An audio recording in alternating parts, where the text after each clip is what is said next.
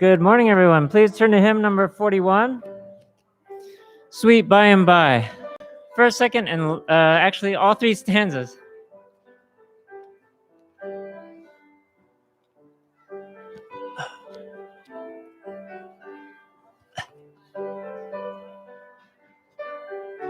Hymn 41, Sweet By and By, all three stanzas.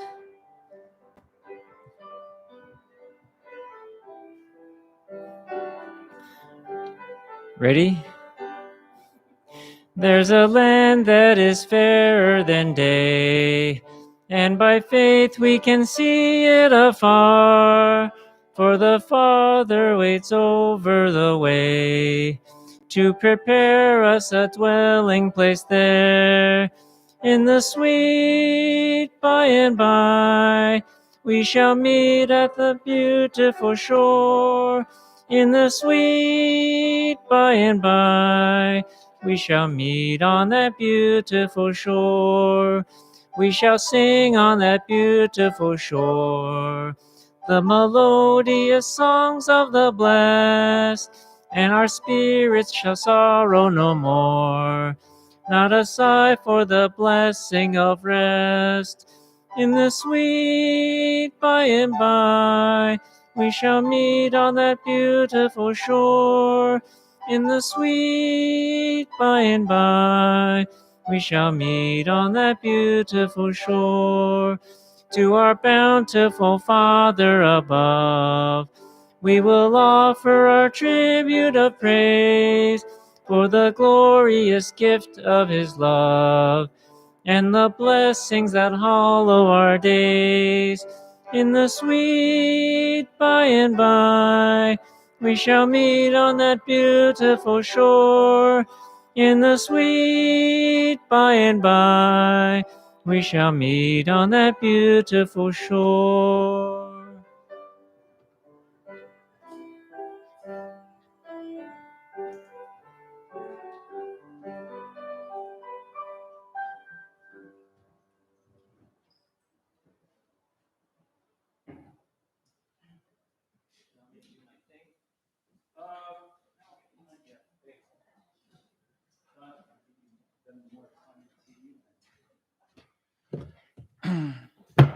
Okay, let's have you turn your Bibles to Joshua chapter 3.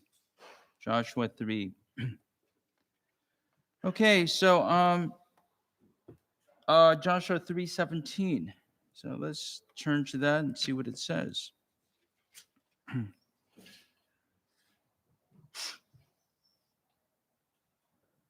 Okay, so while you're turning to Joshua 3:17, so how many saw that 49er victory yesterday? Okay, that was really tremendous. Basically, let's face it, 3 weeks ago, they were behind by 17 points against the Rams. I wasn't expecting them to win. And then last week, it played all the way down till the clock ran out with Dallas. So I wasn't expecting them to win that one either. And yesterday, let's face it, the 49ers had 3 points, had 0 points in the first half. By the fourth quarter, they had 3 points. And of course, it's time to turn off the TV. Just don't want to watch your team lose. And then I heard my neighbors yelling. They must have been really loud.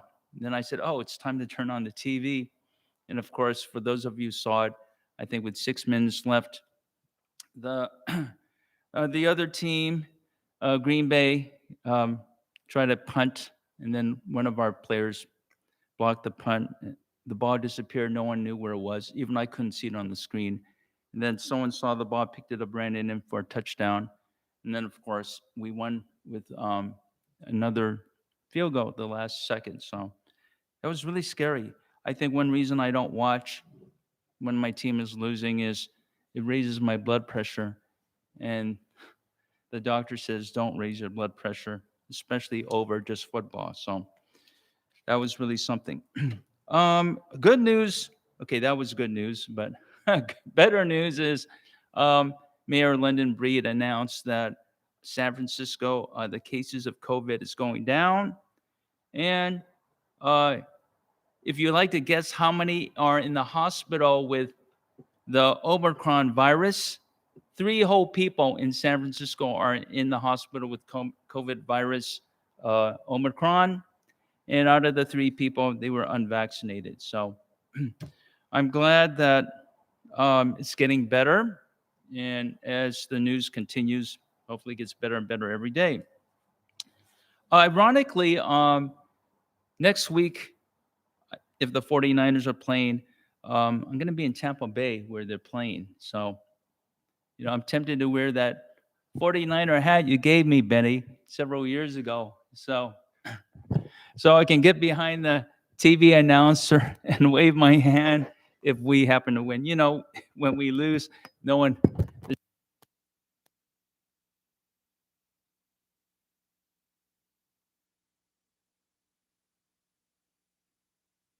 Something else I need, which I forgot to mention. I need a map of Egypt, the route of where Moses. Yeah, okay, the blow up. Okay, and I think that's you have time because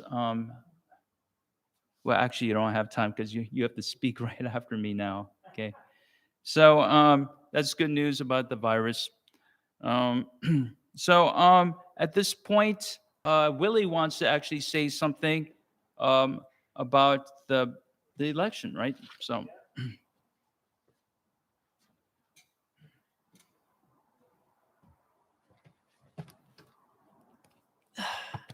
Morning, everyone. So as many of you have known, I've been part of the recall effort for the against the San Francisco Board of Education. Many of you helped me last year by signing the petition. So now that the petitions have been turned in September, and there's a recall election going on right now in San Francisco. So every San Francisco voter should have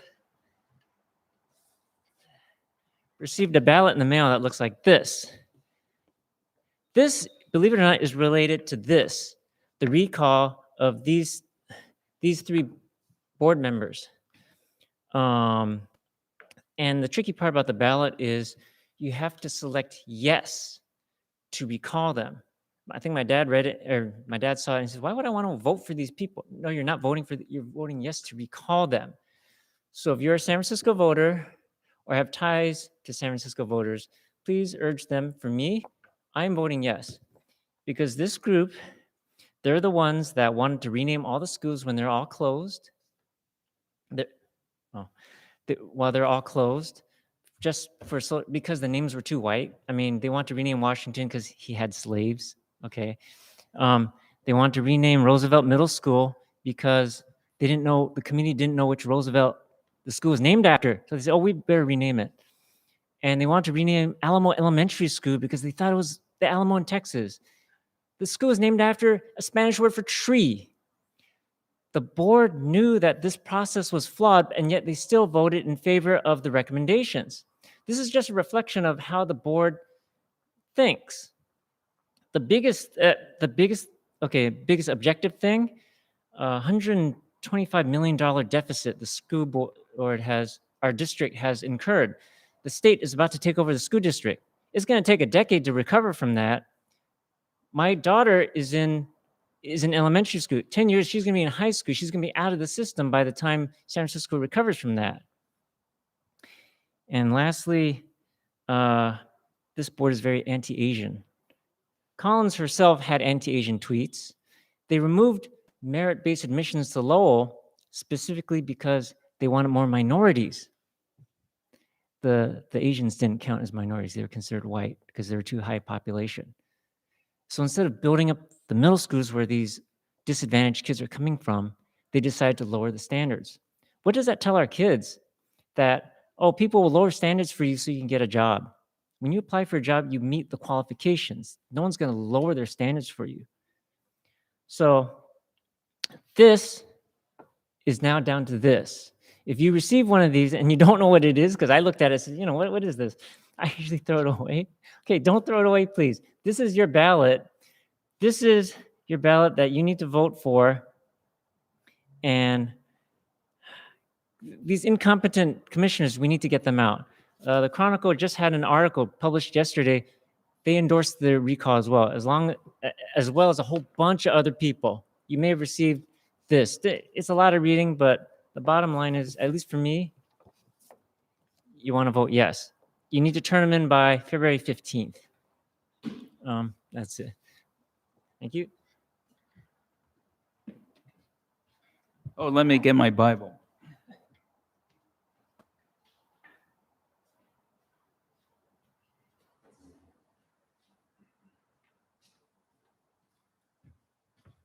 Well, I can summarize it. There are three, just vote 3 yeses for the 3 names. You may not even know who the 3 names are, but one starts with a C and L and M. But more importantly, during the pandemic, they closed all the schools and they had they didn't even want to open them up, whereas other school districts were open. I think that's most important. So our kids lost a year of education. They didn't care. All they cared about was their own liberal politics. And number 2, I'm Asian, and you guys are Asian. We've been discriminated all of our lives. They want to discriminate us more, so we need to vote them out. Okay, so let's go to Joshua.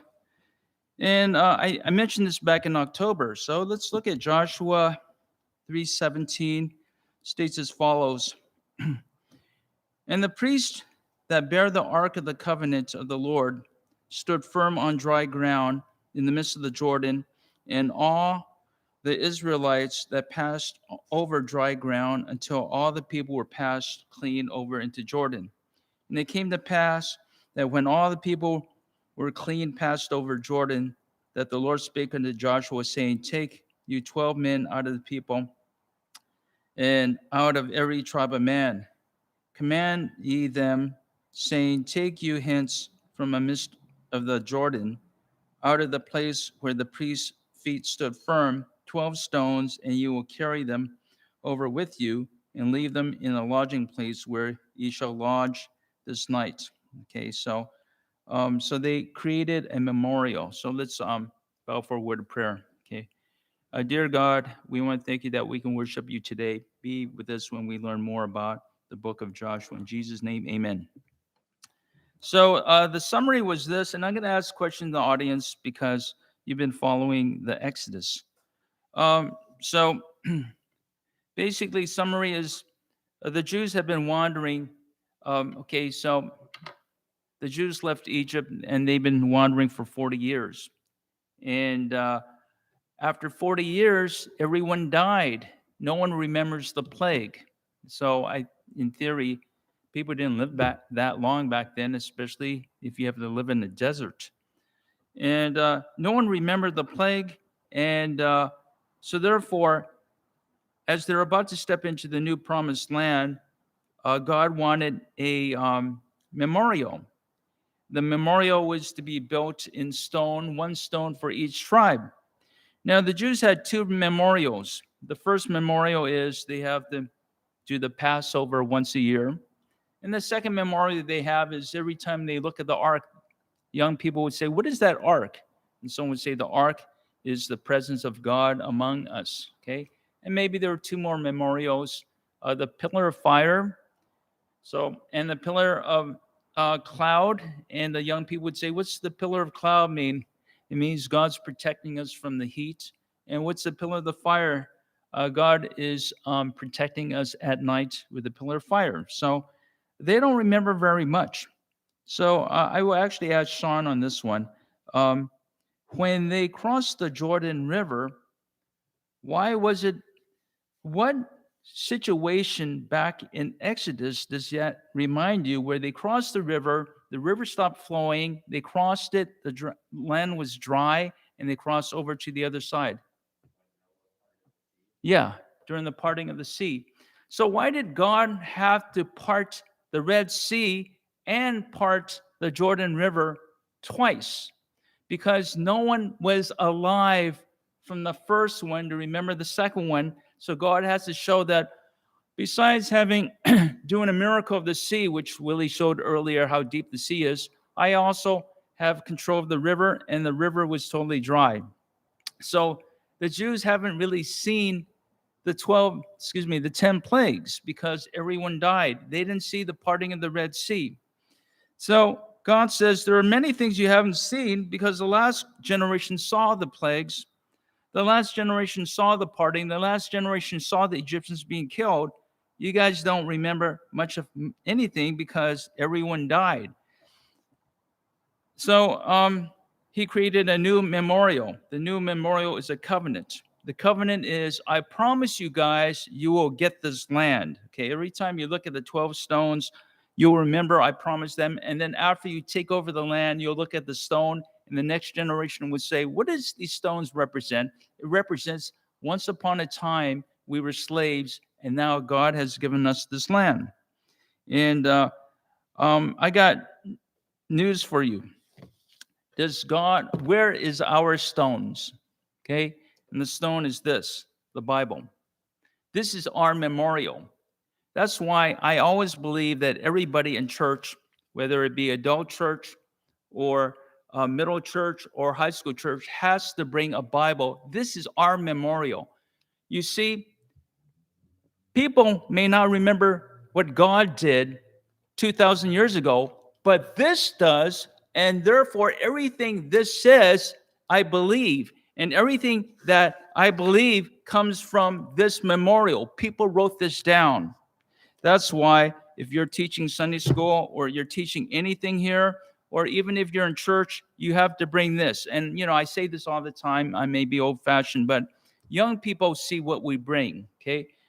If our excuse is, I got a cell phone, my Bible's on the cell phone, then they will say, oh, yes, I will bring a cell phone to church. It doesn't mean I will bring a Bible, but this is our memorial.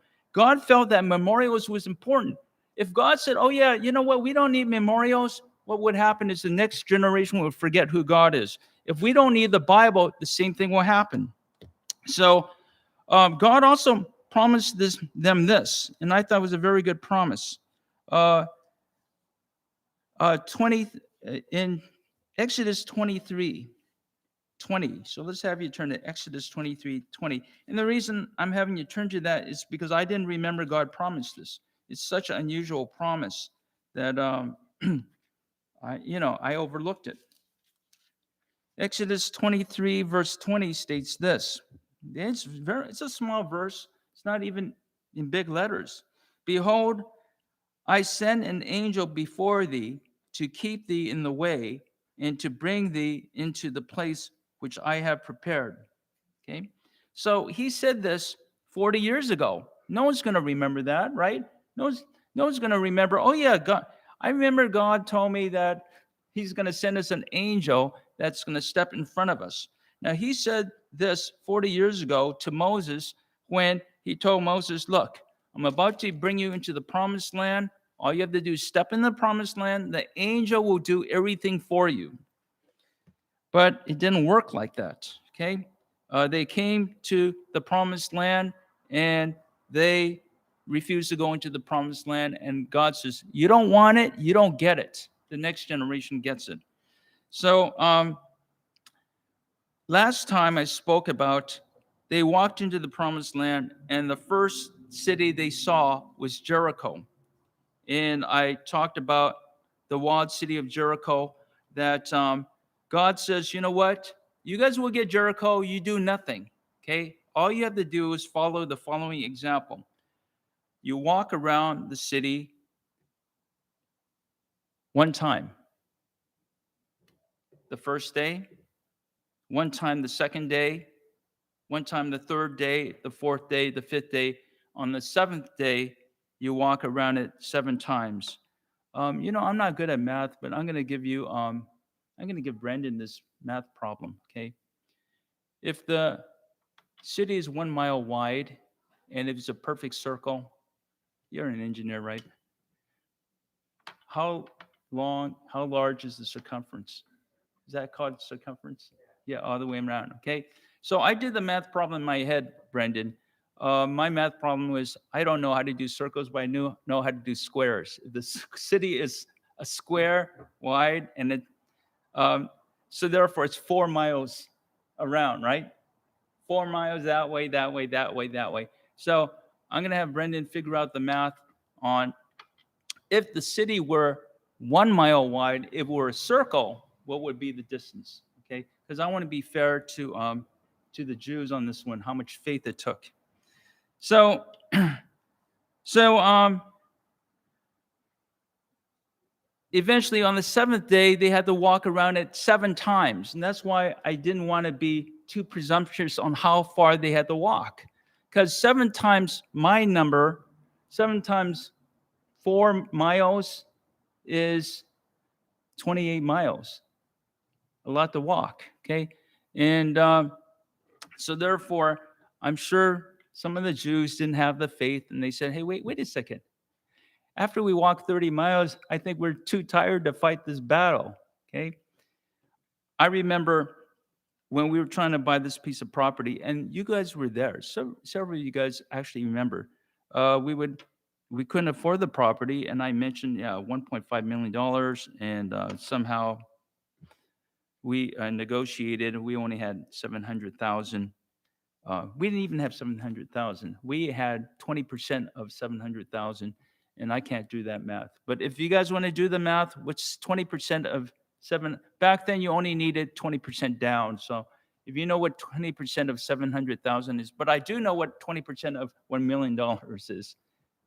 That's 200,000. We didn't even have $200,000. So we knew we weren't going to get the property. But we heard this one Baptist preacher say that when he was trying to buy a piece of property, his name is Ray Baderman, he was trying to buy a piece of property in Pomona, that they didn't really have the money either, and they walked around the property 7 times. So Mel and I said, and he got by the way, he did get the property. So if he gets the property, that makes sense. So we said, okay, we're going to show up every day. We're going to fast. We're going to pray on our knees.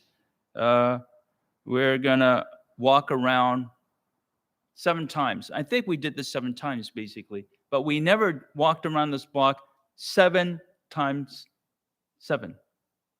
Or we never walked around seven times. So do you have the answer, Brendan? The city is 1 mile wide, or the diameter is 1 mile wide. What is the circumference? What did he say? 3.1?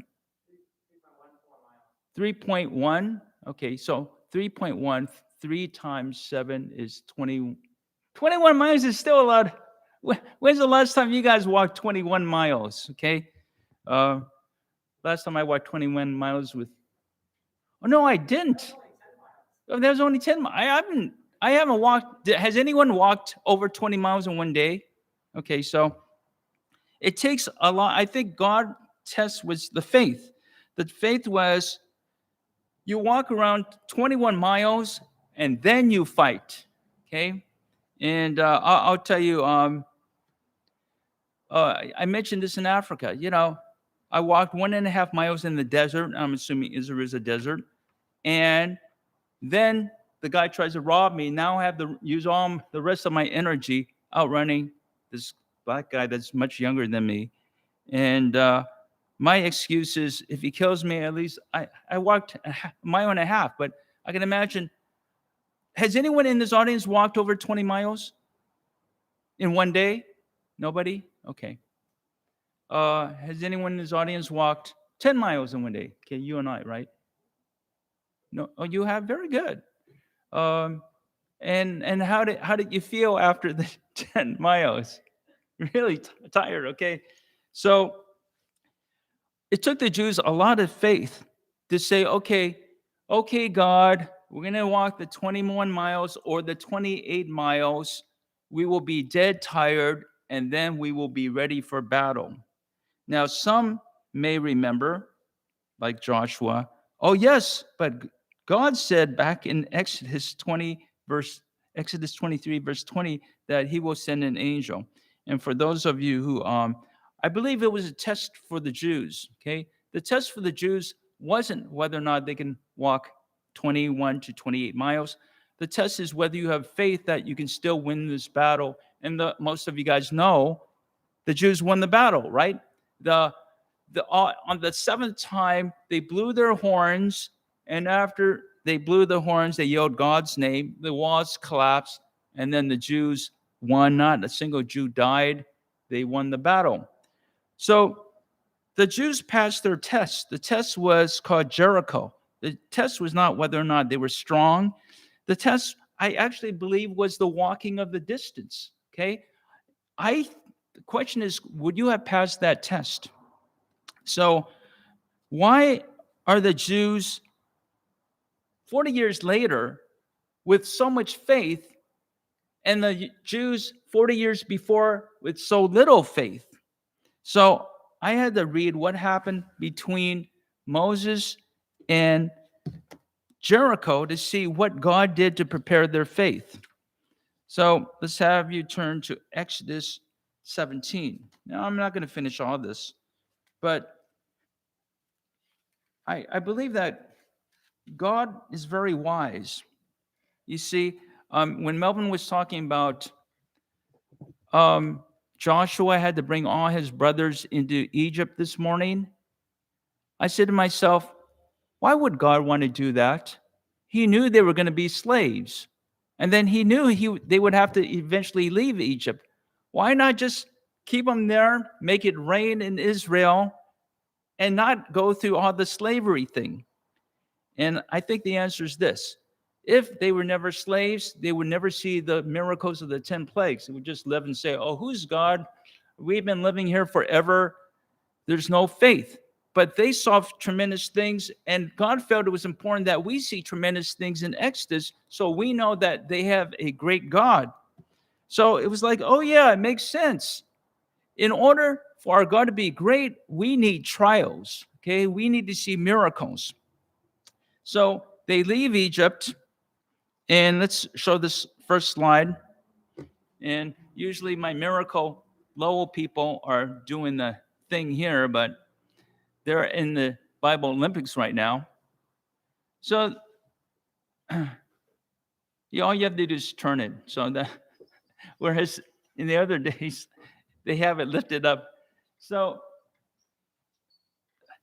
the Egyptians finally give up. They all drown chasing them. And I just need a map of Egypt to show you where they went and why there was so little faith. Okay? Yeah. As soon as we get the lights, and all you have to do is get the big blow up of Egypt. Why did the Jews?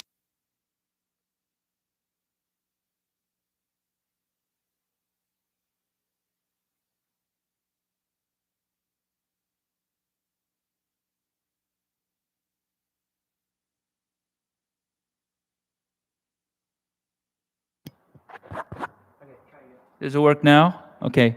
Think about your kids 40 years from now. Do they have more faith than you? Of course not. It goes downhill after a while, you may notice. Is that the largest you have of Egypt? You don't have another? Okay, then blow up the map.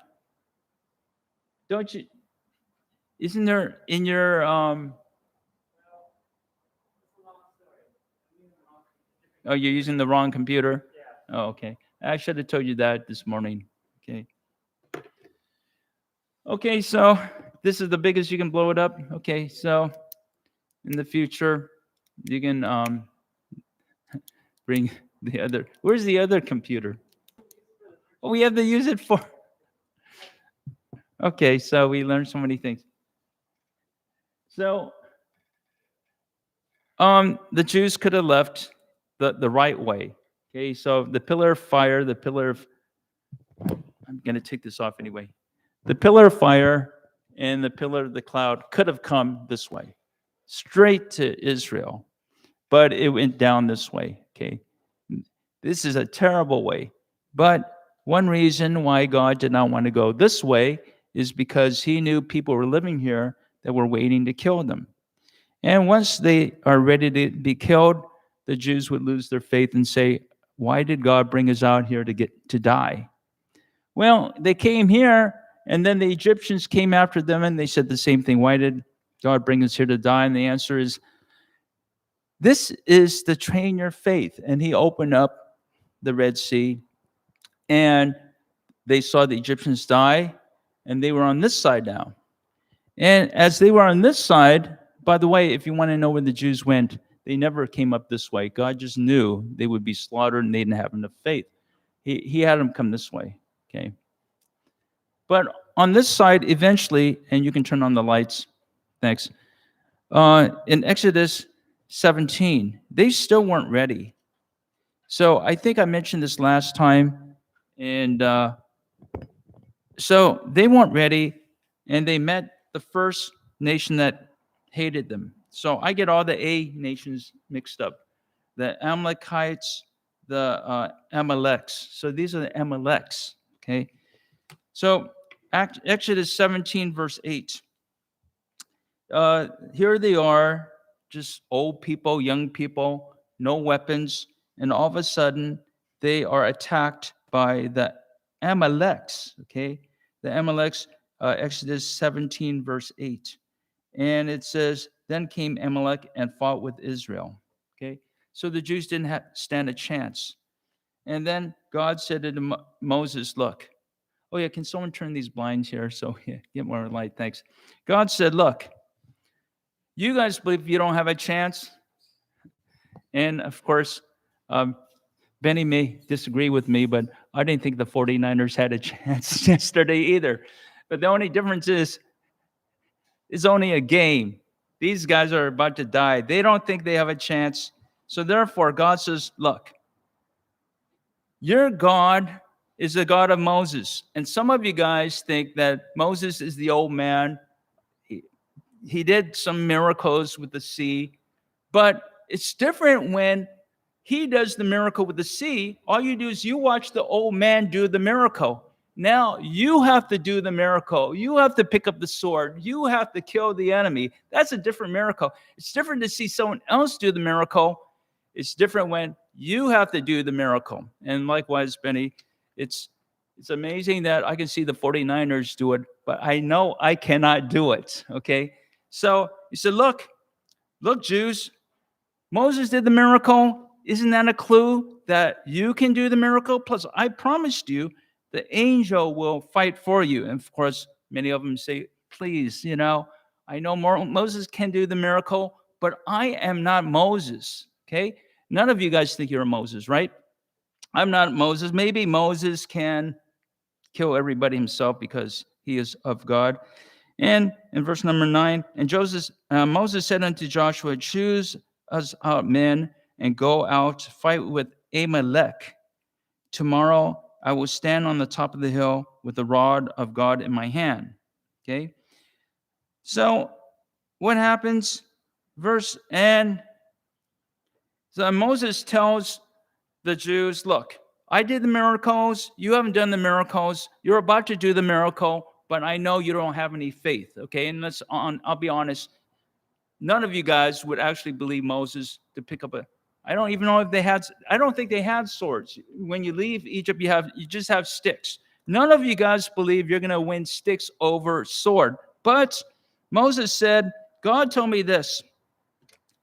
I should get the cane in the other. Can you get the big cane? He says, when I raised the cane, when I raised my hand, God told me, you guys will win. When I lower my hand, God said, you guys will lose. So, of course, hey, not Melvin. Hey, Willie, the stick is in the elevator room. Okay, there it is. Thank you. Okay, so, I really don't know how large this thing. So he says, when I raise it, you guys win. When I bring it down, you guys lose. Okay. Now I don't know how long can you guys raise the stick. Okay. So, Brendan, how long can you lift up your hand like this?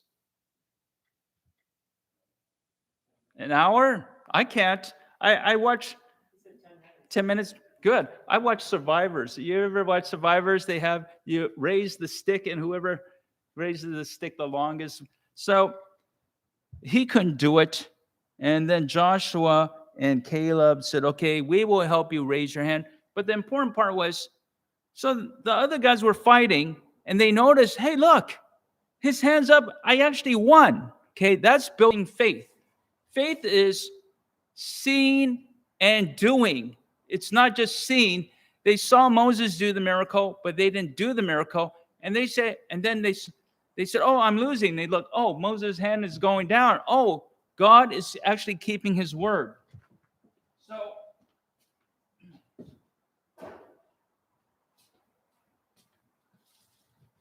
faith is built on experience. And they saw that after a while, even here's the same question for Sammy. So Sammy, say you have an old man that's 80 years old. He can't do it. Now you have to help lift up his hand. How long can you help lift up his hand? 10 minutes like him or what? Yeah, so they got smart. They put stones underneath his arm to hold it up. He said, "Okay, we'll hold up his hand. You guys find some stones. We'll prop it up. And then maybe he'll sit down and we will hold." This is a nice stone. I will hold his hand with the stone like that. Okay? And they did it. And the Jews needed a visual miracle. It wasn't like, "Oh, you will automatically win. The angel you can't see will deliver you." It is basically, I see the hand. I know I can fight and win if the hand is up. So, what is God doing? God is building faith through trials. Without the trial, you're not going to have the faith. And the faith is not seen. The faith is not just reading about it, the faith is doing the miracle. So, one reason why we have so little faith is because it isn't because God isn't doing the miracles. He's doing miracles in our life all the time. The reason we don't have faith is we forget all the miracles God has done in the past. We have bad memory. Okay? God, we all know God builds us up in many aspects, in our health, in our finance. But because we constantly forget what he did in the past, we don't have faith in God. We worry, we stress out, we have anxiety. And it's not because God didn't do anything, it's because we either don't want to remember or we forget. This is what I try to do, okay? I constantly, I do it quite often. I say, what miracle did God did for me in the year 2005, 2006? I go from 5 all the way to 2, from 20 to 2020, okay? And I never want to forget the miracles he did. The Jews keep on forgetting, and therefore, by the time this is a very good miracle, right? Raising the hand. And by the time they get to the promised land, "Oh, we don't want to go into the promised land." I guess they forgot what the angel did in the past. What makes us think we are immune in forgetting what God has done for us in the past? So one practice, one day, when you have too much time on your hands, which is a lot during the pandemic, is write down one miracle for that year. And write it on the piece of paper so you don't have to forget what that miracle is. You don't have to go back to 2005. Just do this year and last year. And then you can back off more. I don't go beyond 2004. I can't remember exactly too many things, 20 years ago. And write the best miracle that God has done for you and constantly look. And what I do is I have it in my brain now. If you name the year, I can tell you what happened. But I'm afraid that we are so short-sighted. That's why we constantly lose faith in our God. And that's why we're stressed out. We're stressed out because we forgot what God did, and some big thing is in our way. Some big obstacle. Something that we haven't seen before is about to attack us. And then we get anxiety because, "Oh, you know what? I haven't seen that before." Yeah, you have. It's just that you forgot, or let's face it, you're too busy to remember. So we need to remember what God has done in the past. And I better end now. I wrote a lot, but I was analyzing each miracle that he did from Exodus to Joshua on how God eventually built their faith, where the first generation says, I don't want to go. And the second generation says, I'm ready to go. There's something wrong. Why would the second generation say, I'm ready to fight the enemy? We got the same God, but God prepared them. And here's a question I have for you. I'll ask somebody one day, what did the Jews do for the 40 years? Okay. So this is what I thought the Jews did for 40 years. They just sat around in a tent for 40 years till they got old. And then they said, okay, we're ready for the battle. Okay. So I actually had to study the book of Exodus, Leviticus, Numbers, Deuteronomy, Joshua to find out what they did for the 40 years. And they actually did a lot for the 40 years. Okay. So it's just that no one ever gives a message on what they did for the 40 years. So I said, hey, we need to find out what happened during the 40 years where the generation which had no faith. Now you have a new generation that has lots of faith. Okay, let's bow for a word of prayer. Dear God, we want to thank you that you actually had Joseph go to Egypt so we can see these miracles and build our faith. And our faith is built in the memorial. The memorial is not made of rocks, it is the Bible. Let us always put that first. Let the next generation see that we're part of the Bible. Let the next generation know that the Bible is our memorial. Secondly, we need to build more faith, not because you haven't done much, it's because we've forgotten what you've done for us. Let us actually apply and actually see what you did for us last year and the year before. Write it down so we don't forget. The Bible is a memorial of people who wrote down what happened. We should write down what happened in our lives so we can glorify you every time something bad happens in the future. We want to thank you in Jesus' name. Amen. Okay, great. And Willie, would you?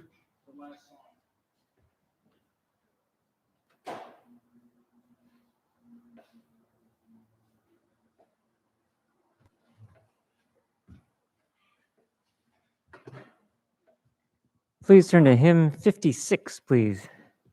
Hang on.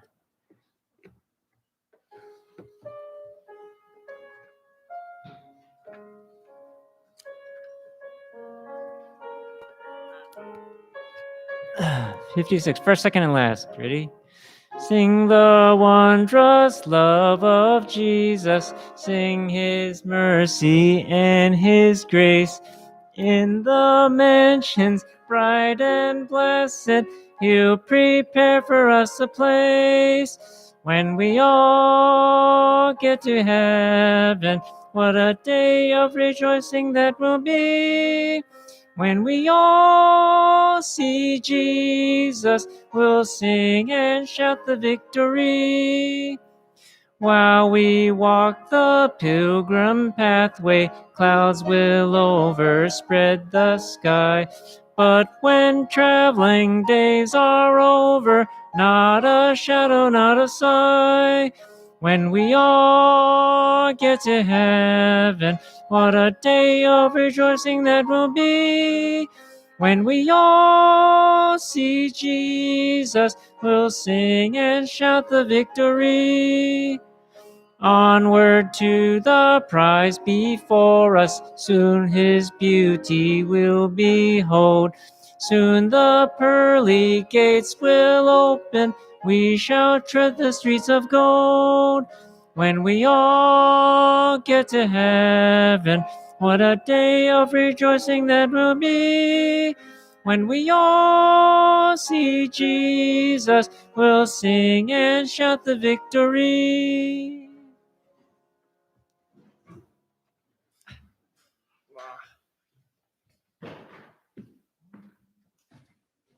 Okay, great. So, so I have no announcements. Usually, Mel has an announcement. Okay, great. So, at this point, you guys are dismissed.